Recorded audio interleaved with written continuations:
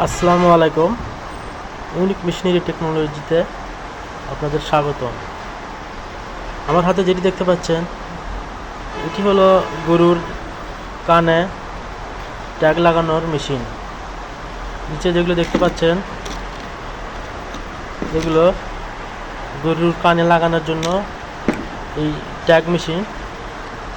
এটির মাধ্যমে খুব সহজেই আপনার গরুর কানে ট্যাগগুলো লাগিয়ে নিতে পারেন খুব কম সময়ে এবং ভালোভাবে।